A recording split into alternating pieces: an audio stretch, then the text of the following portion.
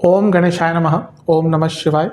मैं निखिल ज्योतिष आचार्य आप सभी का मेरे चैनल पे पुनः स्वागत करता हूँ। आशा करता हूँ कि आप सभी स्वस्थ होंगे। महादेव की कृपा आप सभी पर सदैव बनी रहे। ये वीडियो कन्या के लिए बहुत महत्वपूर्ण है क्योंकि वीडियो है राहु महाराज के राशि परिवर्तन के बारे में। राहु महाराज एक लंबे अरसे के बाद यानी कि 1.5 साल के बाद अपना राशि परिवर्तन कर रहे हैं और आपके अष्टम भाव को छोड़कर, यहाँ पर थे वो पिछले 1.5 साल से, आपके अष्टम भाव को छोड़कर, क्योंकि वो उल्टे चलते हैं, वक्र चलते हैं हमेशा ही, आपके अष्टम भाव से सप्तम भाव में आ जाएंगे। राहु कहीं ना कहीं आज के टाइम के यानी कि कलयुग के आज के टाइम पे भौतिकता के, जहाँ पे हम मेटलिस्टिक जीवन जीते हैं, जहाँ पे हम सब माया से घिरे हुए हैं, हम सबकी इच्छाएं दिन प्रतिदिन बढ़ती रहती है, तो उस समय में राहु कहीं ना कहीं सबसे बलवान ग्रह बन जाते हैं, सबसे महत्वपूर्ण ग्रह बन जाते हैं। राहु के बिना सक्सेस प्राप्त करना थोड़ी मुश्किल होती है आज के टाइम में।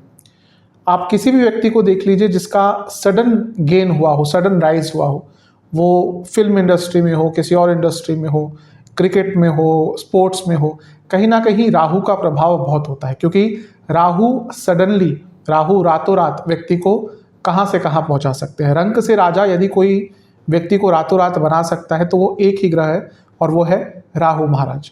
बाकी ग्रह भी पैसा देते हैं, बाकी ग्रह भी सफलता देते हैं, लेकिन उनकी गति उस हिसाब से नहीं होती, उस तरह की नहीं होती जितनी इंटेंसिटी इनकी होती है, यानी कि राहु महाराज की। बहुत अलग ग्रह है ये। नव ग्रहों में 2 ऐसे ग्रह हैं राहु केतु जो देवता गण नहीं थे। एक राक्षस थे, स्वरभानु जिसको कहते हैं। तो कहीं ना कहीं वो दैत्य के जब 2 टुकड़े हुए तो वो राहु और केतु बने। इसलिए देखिए कि वहां से ही राहु और केतु एक अलग प्रकार का स्वरूप ले लेते हैं। बाकी जो ग्रह हैं वो कहीं ना कहीं देवता थे या देवता हैं, और ये दैत्य होकर भी इनको नवग्रहों में स्थान मिला है क्योंकि इन दोनों ने अमृत चखा था। इसलिए राहु केतु अलग होते हैं, इनका प्रभाव अलग होता है। ये कार्मिक प्लैनेट है। आपकी कुंडली में देखिए राहु केतु कहाँ पर है, कहीं ना कहीं वो भाव बहुत प्रबल हो जाता है, क्योंकि वो भाव कहीं ना कहीं आपको आपके पिछले जन्म से, आपके प्रारब्ध से जोड़ता है, क्योंकि यही 2 ग्रह कार्मिक प्लैनेट्स हैं। और राहु को आज के समय का सम्राट कहना, कलयुग का सम्राट कहना कुछ भी गलत नहीं होगा।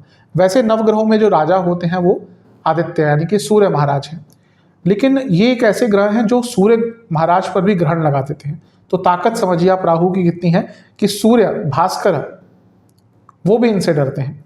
इसीलिए राहु बहुत बलशाली है। राहु जिसको कुछ देने पर आ गए, यकीन मानिए कि उस व्यक्ति का भौतिक जीवन, एटलीस्ट, मैं पर्सनल लाइफ या इमोशनल लाइफ की बात नहीं कर रहा, वहाँ पे अलग प्रभाव होता है राहु का, लेकिन भौतिक जीवन एटलीस्ट उसका बहुत प्रबल रूप से, बहुत तेज गति से आगे बढ़ता है। इसलिए राहु महाराज का राशि परिवर्तन बहुत प्रमुख हो जाता है। इसके साथ ही ये जो राहु महाराज का राशि परिवर्तन है ये अलग है, क्योंकि राहु महाराज का एक नया काल चक्र शुरू हो रहा है। देखिए 12 राशियां होती हैं मेष से लेकर मीन तक, तो अधिकतम जो ग्रह होते हैं राहु केतु को छोड़कर उनका काल चक्र यहाँ से शुरू होता है, यहाँ खत्म हो जाता है।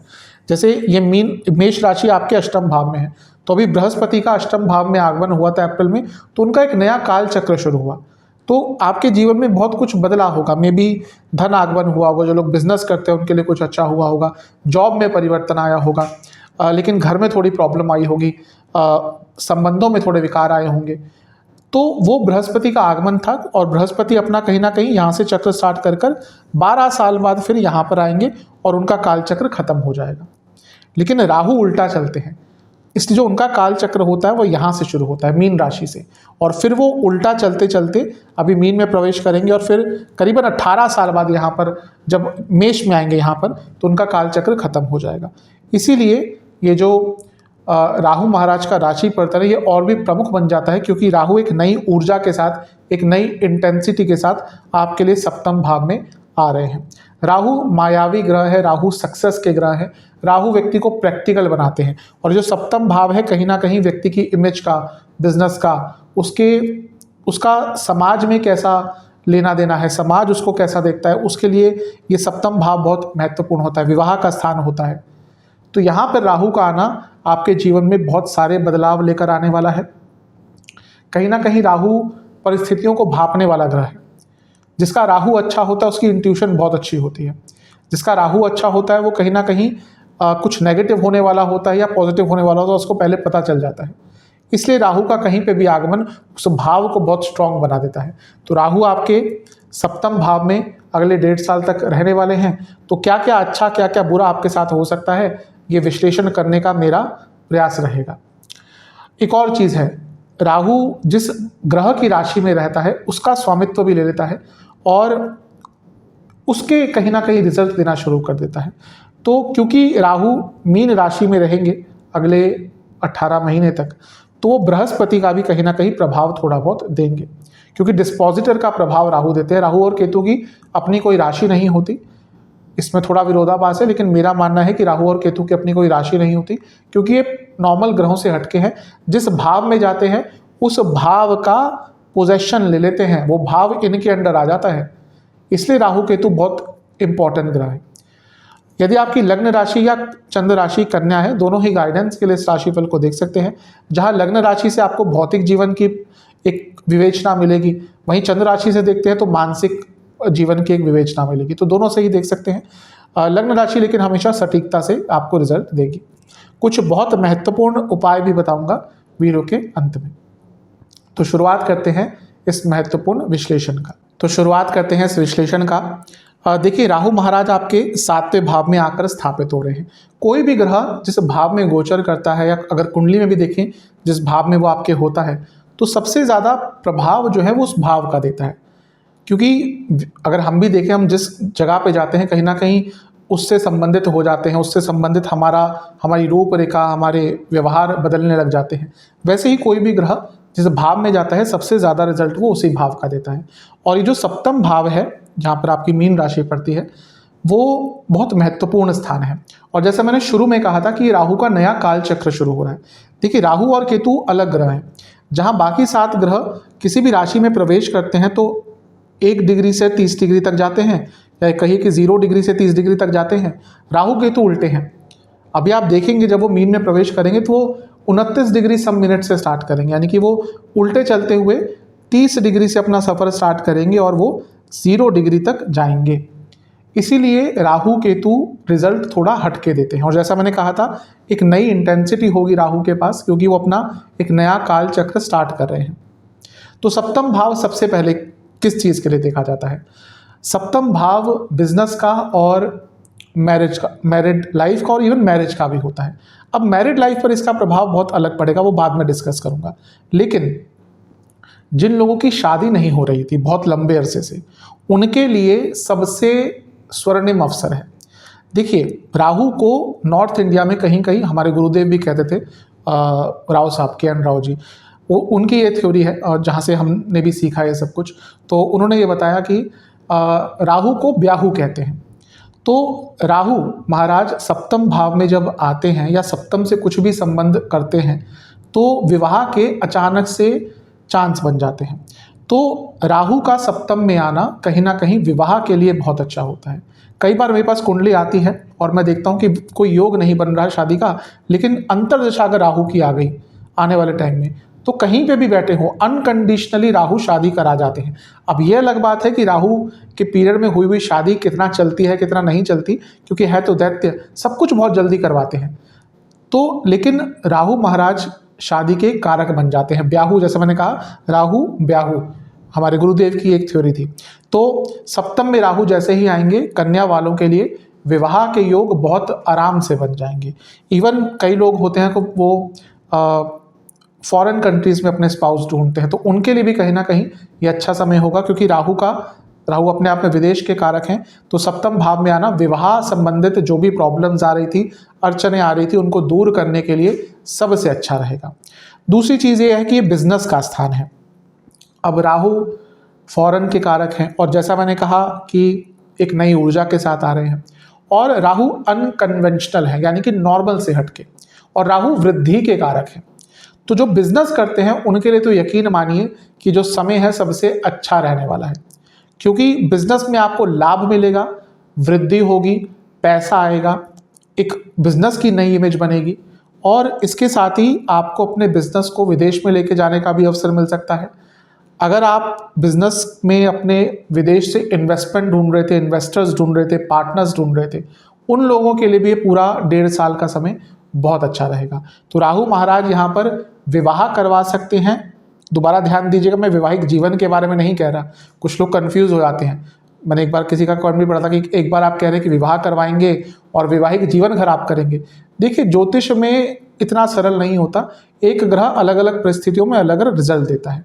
इतना ही आपको है तो एक बार पढ़िए ज्योतिष ग्रंथ, समझ आ जाएगा। नहीं पढ़ पाते, प्रमुख मेनली लोग नहीं पढ़ पाते, इसलिए वो ज्योतिष के पास जाते हैं, क्योंकि इतना सरल नहीं होता ज्योतिष को समझना। तो राहु का सप्तम भाव में आना विवाह आपका अवश्य करवा देगा। विवाहिक जीवन के बारे में मैं थोड़ा सा लेट में आऊँगा, क्योंकि थोड़ा सा वहाँ पे प्रॉब्लम आएंगी। तो बिजनेस के लिए बहुत अच्छा है। दूसरा, विदेश यात्राओं के लिए, जो सप्तम भाव होता है विदेश यात्राओं का होता है। ये जो 12वां स्थान है विदेश का है। कुछ भी हमें देखना है तो पहले 12वें घर को देखेंगे, अगर विदेश संबंधित कुछ है उसके स्वामी को देखेंगे, फिर राहु को देखेंगे। लेकिन जब विदेश यात्राओं की बात करते हैं तो सप्तम भाव है और विदेश के कारक यही है राहु महाराज। तो अगले आने वाले 1.5 साल में आपको विदेश यात्रा करने का भी बहुत अवसर प्राप्त होगा। तो ये भी एक अच्छी चीज़ आपके लिए दिख जाती है।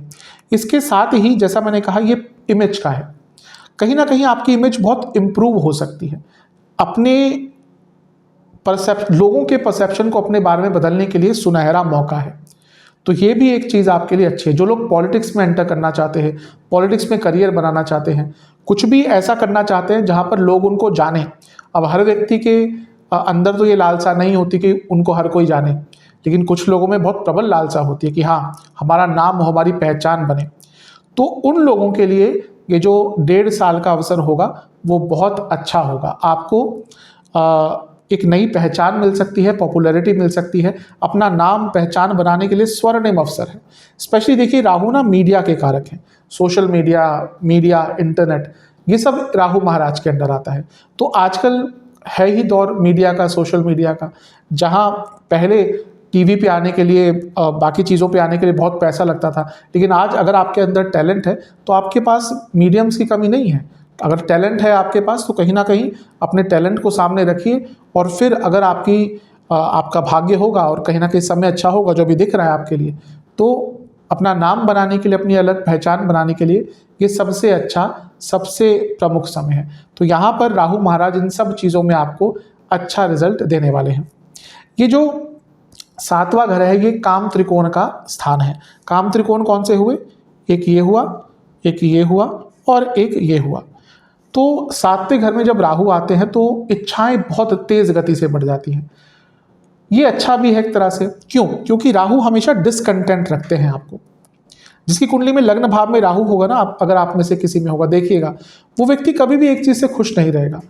उसको कुछ ना कुछ नया करना होता है, उसको नया करना पसंद होता है। इसलिए अधिकतम लोग जो अपने जीवन में सक्सेसफुल होते हैं उनके कहीं ना कहीं राहु लग्न में, धन स्थान में, लाभ स्थान में, 10वें में, नवम में होते हैं, क्योंकि ये व्यक्ति डिसकंटेंट होते हैं। इनको एक चीज़ से संतुष्टि नहीं मिलती, हमेशा आगे बढ़ना चाहते हैं, और कहीं ना कहीं सक्सेसफुल व्यक्ति के लिए ये होना बहुत इंपॉर्टेंट होता है। इसी तरह से जब राहु आपके इच्छाओं के स्थान में आ जाएंगे तो आपकी इच्छाएं बढ़ेंगी, और जो व्यक्ति अपनी इच्छाओं पर काम करता है उसी को सक्सेस मिलती है। क्योंकि इच्छाएं तो कई लोगों में होती है, लेकिन अधिकतम लोग काम नहीं करते, केवल सोच कर रह जाते हैं। लेकिन ये राहु आपको आपकी इच्छाओं के प्रति लेकर जाएंगे और आपकी इच्छाओं को पूरी भी करेंगे। लेकिन हमेशा मैं एक वर्ड ऑफ कॉशन देता हूँ, राहु या कहीं ना कहीं काम त्रिकोण का कुछ संगम होता है तो राहु वृद्धि के कारक है।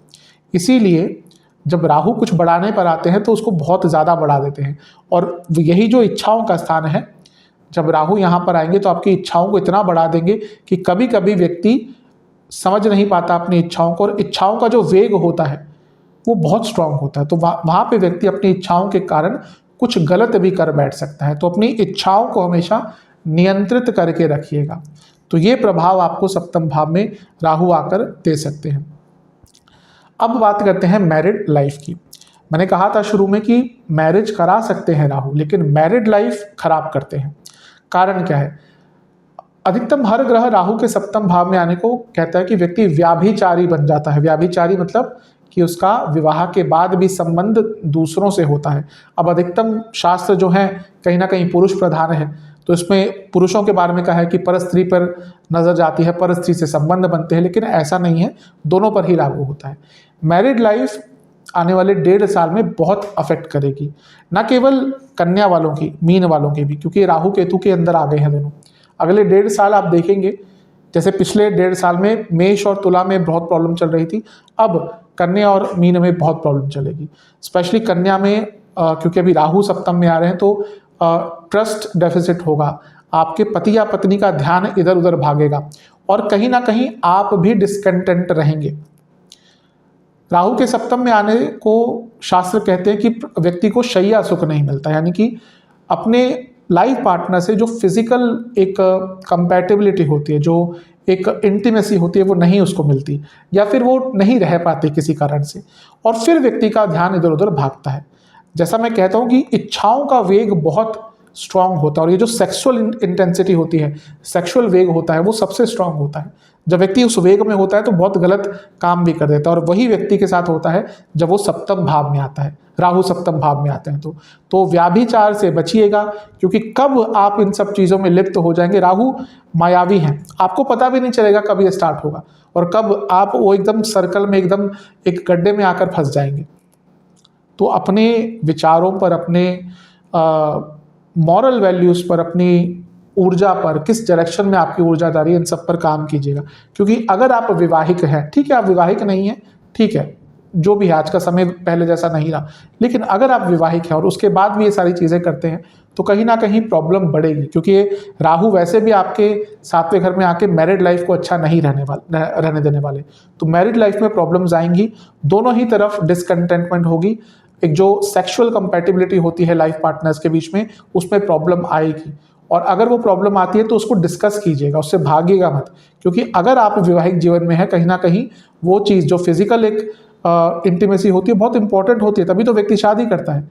अगर उसमें प्रॉब्लम आ रही है तो अपने लाइफ पार्टनर से डिस्कस कीजिए, जो भी है उसको डिस्कस कीजिए, ये बहुत इंपॉर्टेंट रहेगा। लेकिन मैरिड लाइफ आने वाले 1.5 साल में काफ़ी हद तक प्रॉब्लम्स के थ्रू आपकी जाने वाली है। कहीं कहीं कुछ शास्त्र कहते हैं कि व्यक्ति कि जब राहु सप्तम में आते हैं तो वो बहुत आर्ग्यूमेंटेटिव हो जाता है। तो हाँ, मेरा भी ये मानना है, आप बहुत आर्ग्यूमेंटेटिव हो जाएंगे और उस आर्ग्यूमेंट्स के कारण आपका कई लोगों से संबंध भी बिगड़ेगा।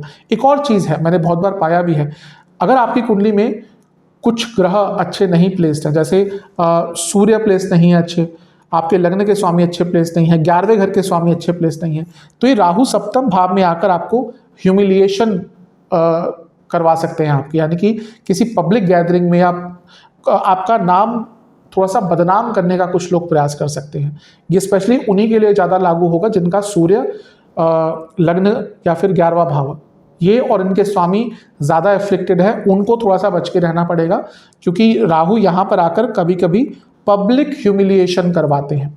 तो यहाँ पर थोड़ा सा आपको ध्यान देना पड़ेगा। अदरवाइज राहु जब सप्तम में आते हैं तो व्यक्ति का नाम अच्छा बनता है। बस ये जो कंडीशन मैंने बताई थी, सूर्य लग्न और 11वां भाव। तो मैरिड लाइफ का हमने डिस्कस किया, प्रॉब्लम आ सकती है। इसके साथ ही सप्तम भाव के राहु व्यक्ति को रोग देते हैं। अब ऐसा कारण इसलिए ये है, जो प्रमुख कारण इसका ये होता है वो ये है कि जब राहु यहाँ पर आते हैं तो साइमल्टेनियसली केतु यहाँ पर आएंगे हमेशा, क्योंकि 180 डिग्री में ही चलते हैं। और मैं कन्या वालों को पहले ही बता चुका हूँ कि अगले 1.5 साल रोग युक्त आप रहेंगे, क्योंकि केतु रोग कारक है, केतु रोग देते ही हैं। तो उसी कारण हम कह सकते हैं कि राहु का यहाँ पे आना व्यक्ति को रोग ग्रसित कर सकता है।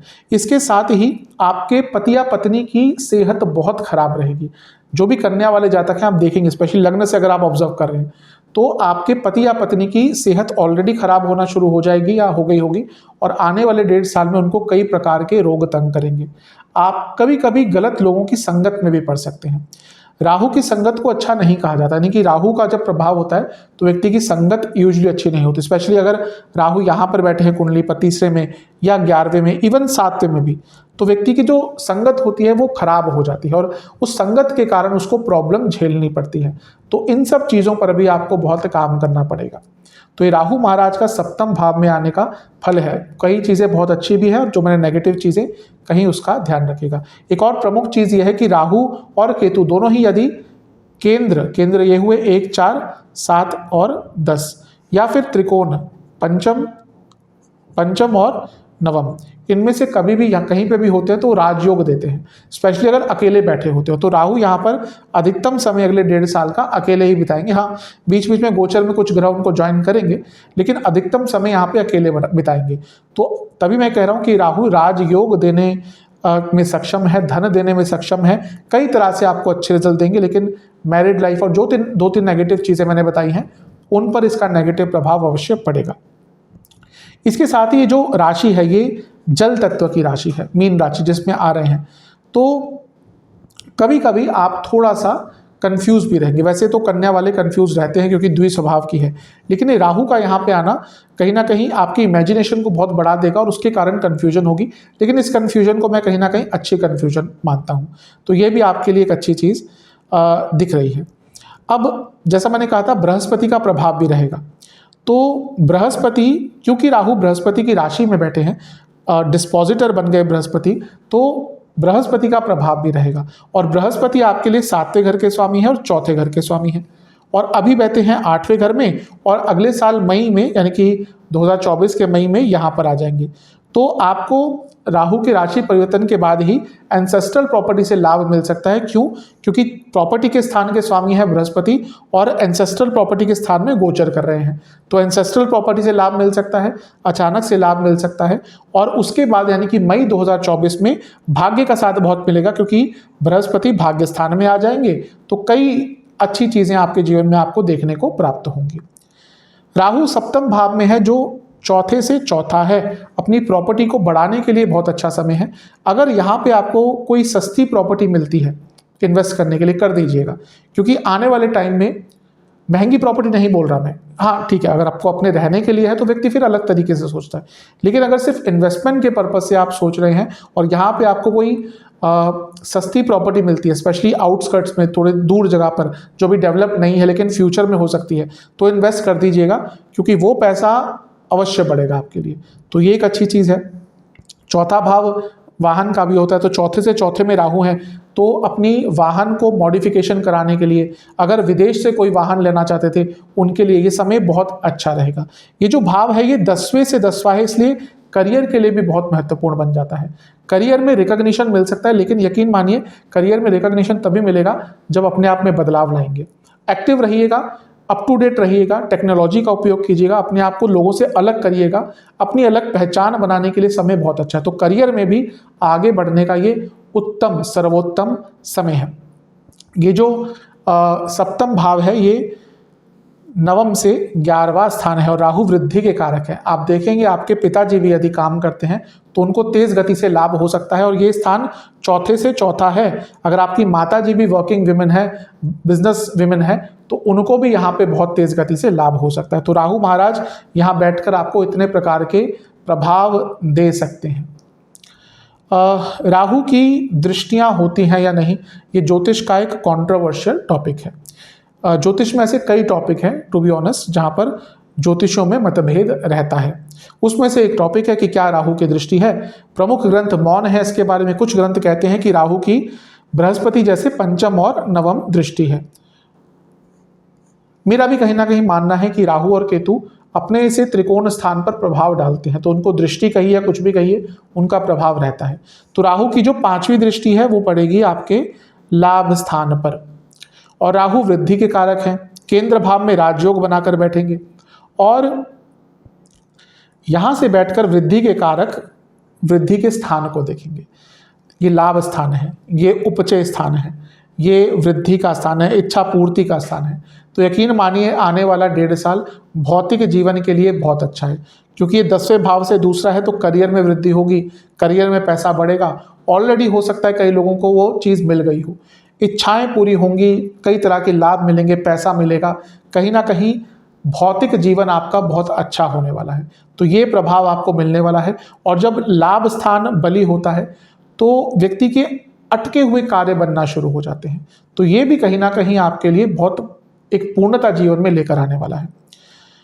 राहु की जो 7वीं दृष्टि है वो लग्न भाव पर है, और राहु क्योंकि 7वें भाव में बैठकर राजयोग बनाकर आपके लग्न भाव को देखेंगे और वृद्धि के कारक है, तो आपका पूरा जीवन आगे बढ़ेगा। ये जो समय है ये सबसे महत्वपूर्ण होता है। अब अधिकतम क्या होता है ना कि कुछ ग्रहों को बहुत नेगेटिव पोर्ट्रे कर दिया जाता है। उसमें से एक राहु है और एक है शनिदेव। कोसते रहते हैं लोग, मैंने देखा कि हाँ हमारी 7.5 आ गए, हम बर्बाद हो गए। मेरे पास हॉरोस्कोप्स आते, मैं पूछता हूँ कि 7.5 तो आपकी 5 साल से लगी हुई थी, आप तो पिछले 1 साल से बर्बाद हुए। क्यों? क्योंकि वहां पे कोई बुरा योग या कोई बुरा दशा अंतरदशा स्टार्ट हुई होती है। लेकिन नाम किस पे लगाना है? शनिदेव पर।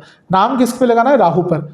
कि हाँ भी राहु ने बर्बाद कर दिया, भले ही पता ना हो कि उस समय कोई और क्या बुरा योग चल रहा था, कोई और बुरी अंतरदशा चल रही थी, लेकिन नाम बस राहु केतु शनिदेव। ऐसा नहीं होता, कहीं ना कहीं बाकी चीजें भी। अब जैसे ये सामान्य विश्लेषण होता है, कुंडली में साइमल्टेनियसली कई चीजें चलती हैं। राहु वृद्धि के कारक है। राहु का लग्न को देखना, यानी कि आपका पूरा जीवन बदलेगा, पूरा जीवन आगे बढ़ेगा, आप कई नई चीजें कर पाएंगे और कई नई अपॉर्चुनिटीज आपके जीवन में आ पाएंगी। तो अपने जीवन को एनहेंस करने के लिए, अधिकतम लोग नहीं एनहेंस कर पाते, लेकिन ये वो समय होता है जब आप अपने जीवन में एक नए लेवल पर पहुंच सकते हैं। तो इस समय का लाभ अवश्य उठाइएगा, ये समय आपके लिए बहुत अच्छा है। लेकिन साइमल्टेनियसली राहु भ्रमित भी करते हैं। राहु, जैसा मैंने कहा, माया के कारक हैं। तो कभी कभी राहु आपके सामने ऐसी अपॉर्चुनिटीज लाएंगे जहां पे आपको लगेगा बस अब तो बन गए करोड़पति। यहां पर थोड़ा सा अपने धैर्य पर ध्यान देना है। कुछ भी जहां पे पैसों से संबंधित बात आती हो, कुछ भी जहां बिजनेस से संबंधित बात आती हो, इम्पल्सिव होकर निर्णय मत लीजिएगा। धैर्यपूर्ण निर्णय लीजिएगा, रिसर्च करके निर्णय लीजिएगा और हर चीज को नाप तोल कर निर्णय लीजिएगा, क्योंकि अपॉर्चुनिटीज तो आएंगी, कोई रोक नहीं सकता। कितना अच्छा निर्णय लेते हैं वो डिसाइड करेगा कि आप कितना अच्छा उस समय का लाभ उठा पाते हैं।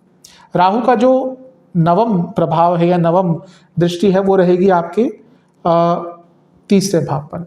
अब राहु क्योंकि विदेश यात्रा के स्थान में बैठे हैं, विदेश के कारक हैं, और ये शॉर्ट डिस्टेंस ट्रैवल है। जो लोग घूमने जाना चाहते थे बाहर, हमारे देश में कई लोगों का एक सपना होता है कि लाइफ में एक बार विदेश चले जाएं। ऑब्वियसली विदेश जाना कोई सस्ती चीज़ नहीं होती। आप अगर हमारे किसी पड़ोसी देश में भी जाएंगे, नेपाल को छोड़कर, क्योंकि वहाँ पे तो हमारे जैसा ही और ज़्यादा वीज़ा आदि की भी आवश्यकता नहीं है, लेकिन किसी और देश में जाएंगे तो खर्चा बहुत होता है, और कहीं दूर जाते हैं तो और भी ज़्यादा खर्चा होता है। तो अगर आपकी इच्छा थी कि बस एक बार विदेश जा पाएँ, तो ये समय है जब आपको विदेश जाने का एक योग बनता है। अपनी स्किल्स को बढ़ा पाएंगे। देखिए जो राहु है ना, ये टेक्नोलॉजी के कारक हैं। अधिकतम इंजीनियर्स की कुंडली में आप पाएंगे कि राहु यहाँ पर हैं, यहाँ पर हैं, यहाँ पर हैं, इवन यहाँ पर भी होते हैं, क्योंकि यहाँ पे केतु यहाँ पे आ जाते हैं। तो राहु टेक्नोलॉजी के कारक हैं। तो अपने आप को टेक्नोलॉजिकली एडवांस बनाने के लिए, अपने कुछ नई टेक्निक सीखने के लिए, अपने स्किल को बढ़ाने के लिए, आज के समय में अपने आप को अप टू डेट करने के लिए समय सबसे अच्छा है।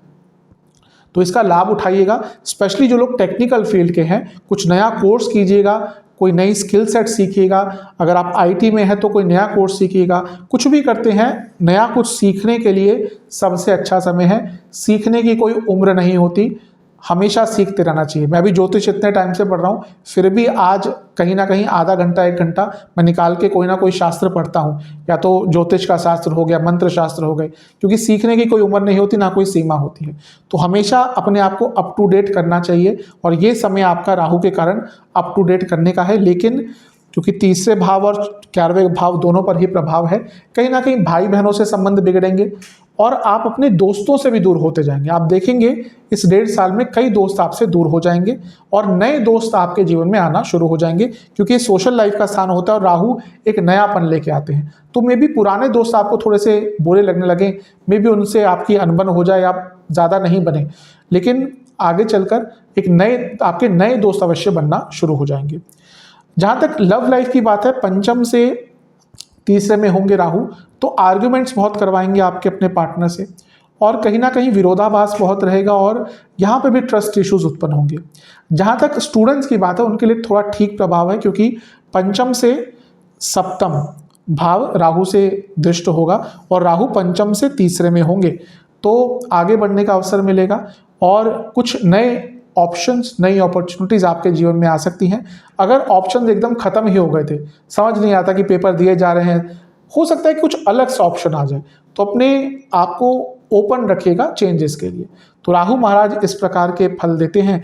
जहाँ तक सेहत की बात है, तो राहु जब भी 7म में आते हैं तो व्यक्ति को किडनी की प्रॉब्लम्स हो सकती है, पुरुषों में प्रोस्टेट की प्रॉब्लम्स हो सकती है, महिलाओं में यूट्रस की प्रॉब्लम हो सकती है, और मधुमेह यानी कि डायबिटीज़ के कारक बन जाते हैं जब राहु सप्तम में आते हैं। इसके साथ ही थायराइड की प्रॉब्लम बहुत ज़्यादा तेज़ गति से बढ़ेगी और हार्मोनल डिसऑर्डर्स बहुत तेज़ गति से होंगे।